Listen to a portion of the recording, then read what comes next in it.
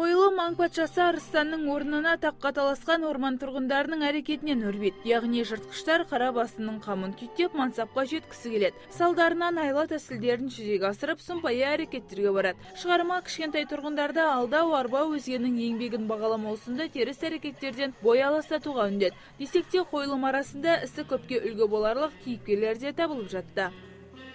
Мен патша болсам, патшалықта темірдей тәртіп болады. Асыл қасырмада армия жасап бірде-бір бөтен хайуанат біздің орманға кіре алмайтын болады. Енді ғана бой түзеп ақпен қараны ажырата бастаған балғындар ертегінің мән-мағынасын бірден ұғынды. Асыл тастан ақыл жастан демекші, кішкентай көрермендер кейіпкерлердің жақсы қасиеттерін үйреніп, жамандықтан жиренуге тырысты. Маған қойылым ұнады.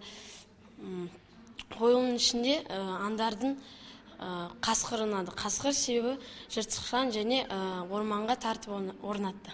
Маған қоян ұнады, өйткені ол аңдардың қарны ашпау үшін деп өзінің сабызын берді, басқа сабыздерді берді. Ол ақ көңіл. Қойылымды көпшілікке ұсынбаққа өнер ұжымы бір ай бойы тынымсыз дайындалыпты. Әр кейіпкер сөзінің астарына үңіліп, мән мағынасына аса мән берілген. Себебі өскелең ұрпақ тәрбиелік мәні зор шығармалармен сусында өсуі қажет. Әртістердің алға қойған мақсаты да осы. Біздің қоғамның өзінде қазіргі көп нәрселер, мысалы, таққа таластық болмасын, өзімшілдік болмасын, барлығы басым болып келе жатыр да. Яғни бұл қабілеттер есеге келе шығатын қабілет. Бірақ балаларға жастайынан тәрбиелесек, жастайынан осындай мәселелерді шеше білетін жағдайға жіберсек, жақсы қоғамда жақсы жастар пайда болады деген ойдамыз.